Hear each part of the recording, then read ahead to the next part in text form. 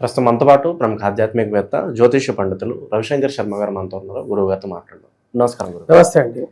సింహరాశి వాళ్ళకి ఈ జూలై నెల 2026 విశేషంగా ఏ విధంగా కలిసి రాబోతుంది, ఎలాంటి జాగ్రత్తలు తీసుకుంటే బాగుంటుంది అంటారు? సింహరాశి వారికి జూలై నెల సానుకూలమైనటువంటి ఫలితాలతో ఆరంభమవుతుంది. ఈ రాశి వారికి మెయిన్గా మనం గమనించినట్లయితే బుధుడు శుక్రుడు యోగకారకమైనటువంటి స్థితిలో ఉండటం అనేది యోగాన్ని ఇవ్వగలుగుతుంది. 1000 స్థానంలో ఉన్నటువంటి బుధుడు శుక్రుడు యోగాన్ని ఇవ్వగలుగుతారు. మెయిన్గా రొటేషన్ పరంగా అనుకూలమైనటువంటి ఫలితాలు అనేది డబ్బు అనేది సమయానికి వస్తుంది. ఎందుకంటే బుధుడు 4వ తారీఖున లాభస్థానంలోకి సంచారం చేయడం అనేది అనుకూలమైనటువంటి ఫలితం. జన్మరాశులకి శుక్రగ్రహ సంచారం జరుగుతుంది. శుక్రుడు శత్రుస్థానం నుంచి అనుకూలమైనటువంటి సమస్థానంలోకి రాబోతున్నాడు. ఇది అనుకూలమైనటువంటి ఫలితాలు ఇవ్వగలుగుతుంది ఈ రాశి వారికి. వృత్తిపరంగా వ్యాపార పరంగా కొంచెం అనుకూలంగా ఉంటూ ఉన్నటువంటి స్థితిని కొనసాగించగలుగుతారు.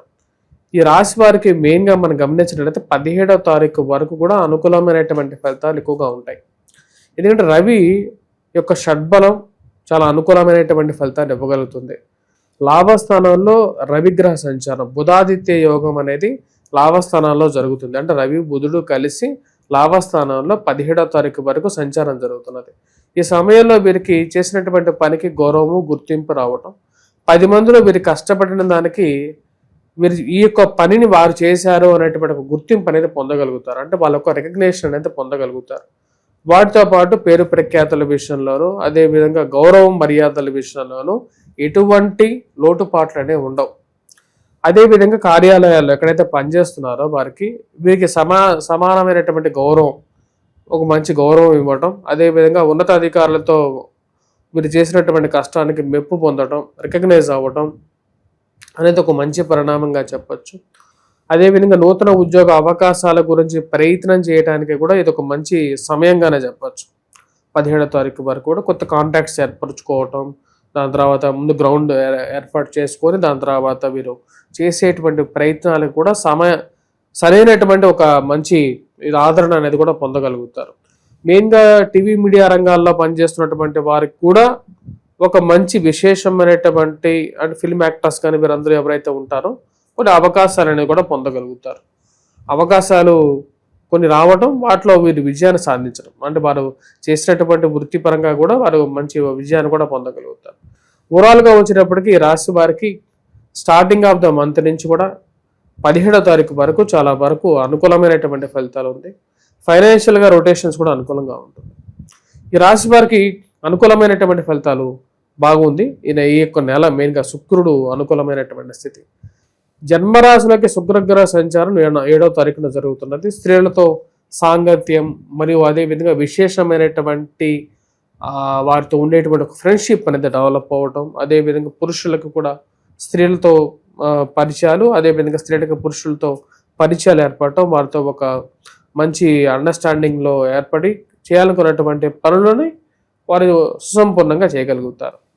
ప్రేమ సంబంధితమైన వ్యవహార విషయాలు, అదేవిధంగా వివాహ ప్రయత్న విషయాలు కూడా ముందుకి తీసుకెళ్లాలని చెప్పి కొన్ని నిర్ణయాలకి రావడం జరుగుతుంది. ఈ రాశి వారికి 17వ తారీఖు తర్వాత ఎప్పుడైతే రవి ఈ రాశి వారికి 1000 స్థానాల్లోకి రావడం, సంచారం చేయడం అనేది జరుగుతుంది. ఆ సమయం నుంచి కొంచెం జాగ్రత్తలు అనేవి తీసుకోవాలి. ఈ రాశి వారికి గ్రహస్థితిలో మెయిన్గా మనం గమనించినట్లయితే 7వ రాహువు, 8వ శనిగ్రహ సంచారం జరుగుతున్నది. ఈ శని మరియు అదేవిధంగా వచ్చినప్పటికీ రాహుగ్రహ సంచారాలు అనేవి ఈ రాశి వారికి కొంచెం బాధించడానికి అవకాశం ఉందన్నమాట. కాబట్టి మేజర్ ఇన్వెస్ట్మెంట్స్ అంటే భారీ ఎత్తున డబ్బు ఇన్వెస్ట్మెంట్ చేసేటువంటి సమయంలో జాగ్రత్తగా ఉండండి.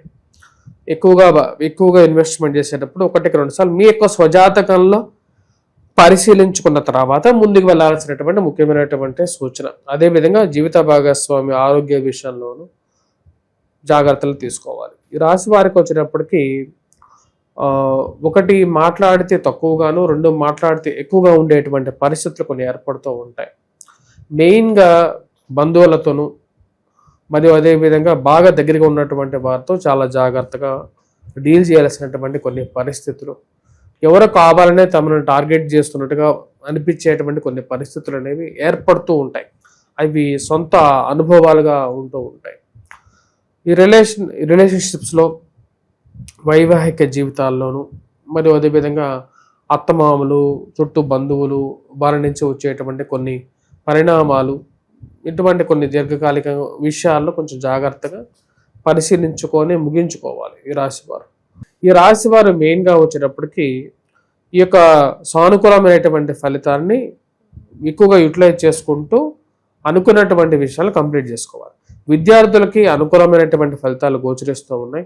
ఎందుకంటే రవి యొక్క అనుకూలత విద్యార్థులకి ఎక్కువగా సానుకూలమైనటువంటి ఫలితాలు. నూతన ఉద్యోగ ప్రయత్నాల పరంగా మార్పు చేర్పులు చేసేటప్పుడు జాగ్రత్తగా ఉండాలి.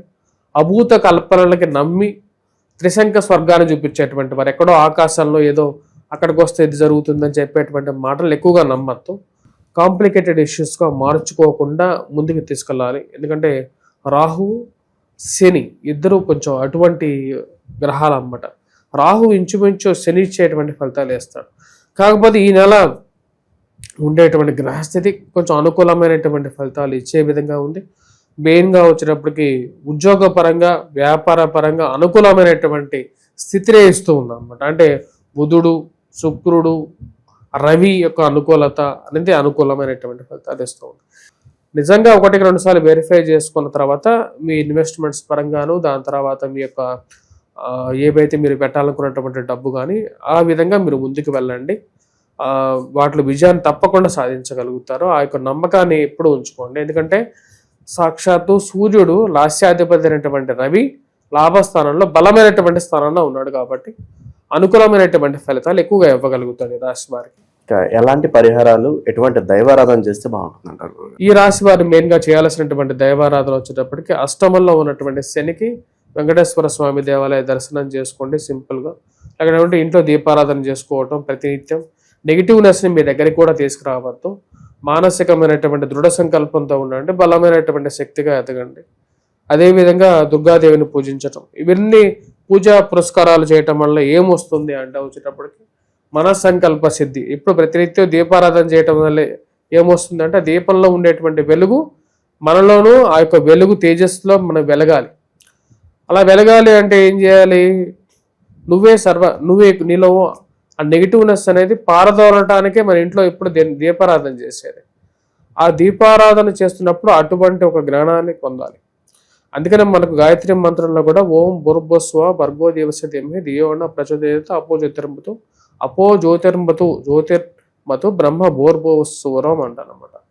అంటే ఏంటంటే నీ యొక్క దీపం వెలిగించేటువంటి సమయంలో నీ యొక్క తేజస్సు, నీలో ఉండేటువంటి సంకల్పం అనేది భువః అంటే భూమి, భూర్భువస్వ భువః నుంచి అంతరిక్షం నుంచి, దాని తర్వాత స్వర్గం వైపు వెళ్ళిపోవాలి.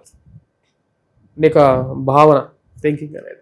ఓవరాల్గా ఈ నెల వీళ్ళకి ఎలాంటి పరిణామాలు ఎదురుగాబోతున్నాయి? మంచి విశ్లేషణ అందించారు. ధన్యవాదాలు.